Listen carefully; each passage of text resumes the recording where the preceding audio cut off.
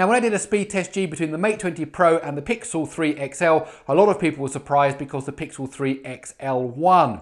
And that's comparing the Snapdragon 845 inside the Pixel to the Kirin 980, which was only announced this summer. So people were asking, did I use the performance mode? And I didn't. I actually used the Mate 20 Pro in its default configuration. Now, there is a performance mode which you find under battery settings, and what that does is it boosts the performance while sacrificing battery life.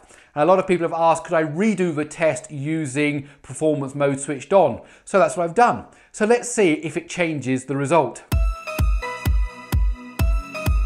Okay, so we've got the Mate 20 Pro on the left and the Pixel 3 XL on the right. If you remember last time, the Kirin does very, very well in the CPU test, and already we're seeing it take a clear lead here. It obviously has a better CPU than the Snapdragon 845.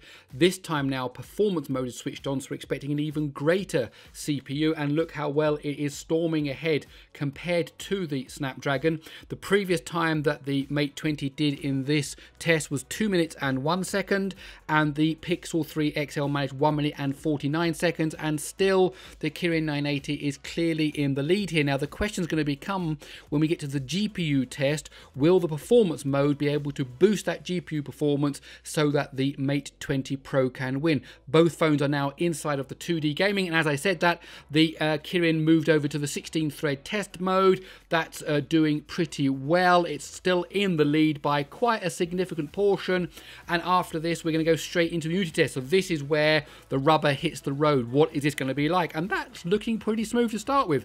That's a good start there by the Mate 20 Pro with the Mali GPU in it. And though now the Pixel 3 XL is also in that same segment and it's doing very well, it isn't yet catching the Kirin 980. Let's see what happens as the test goes on.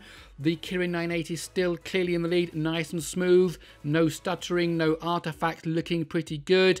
The Pixel 3 XL is also zooming along, and now they're coming to that final castle scene, and there does seem to be a bit of a struggle there on the left-hand side. On the right-hand side, we've got them catching up, and the Pixel has overtaken it. Unbelievable at this very last moment. They're both now into the compression test. What's going to happen? Who's going to get there first? And it looks like the Kirin has got there first with 1 second, 1 minute and 48 seconds compared to 1 minute and 49. What a result. And there we can see quite a speed improvement there by the Mate 20 Pro, and it just beats now the Pixel 3 XL. So if you do switch the performance mode on, you definitely get a significant boost in the overall system performance, though of course that will affect your battery life. Hello there, my name's Gary Sims. This is Gary Explains. I really hope you enjoyed this speed test G video. If you did, please do give it a thumbs up. Also, please don't forget to subscribe, and please share this video on social media. Okay, that's it. I'll see you in the next one.